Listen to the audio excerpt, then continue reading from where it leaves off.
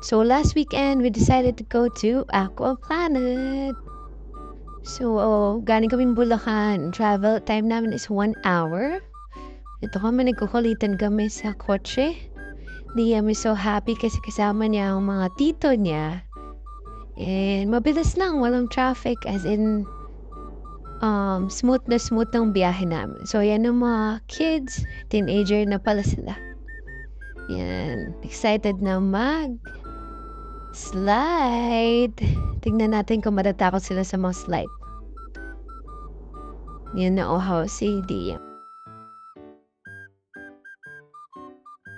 Yan na yan. Nakuha na namin yung mga wristband namin. By the way, yung entrance sa Aqua Planet is 1,400 kung walk-in ka. And you can also purchase online tickets sa Cloak na 1-1. They also have like birthday promo na 3+1 kung birthday mo. And kung student naman, 3+1 din. Need lang magdala ng ID. So, inuna namin yung river. Yan. Enjoy na enjoy ang aking mudra. At ng mga Gen Zs. Millennials pala. Mag-river crossing. So, all ages talaga dito. And ito naman ang kanilang playground. Good for kids. Very manageable yung mga slides. And napakalakas ng mga tubig. Meron din silang wave pool for kids. So, yan. Very happy yung mga kids dyan. And nagpo-provide din sila ng life vest. So, no need to bring any more life vest. So, yan. Tuwan-tuwa si Liam. Nag-slide siya. Yan. A blue slide. So, bali 10 pala yung attraction dito. Kasama na to.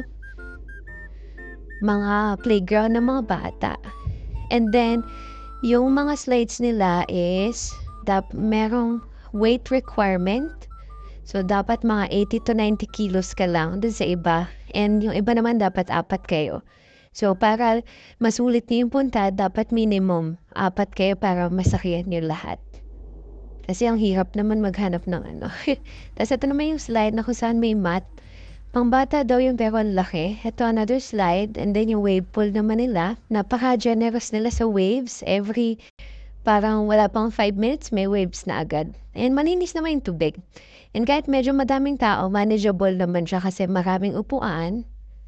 And ito yung mga pinaka-deadly na slide nila. Actually, sumakay dyan yung kapatid ko sa yung pinsan ko. Di ko alam kung halos nakasurvive dyan, nakatayo. And ito naman yung parang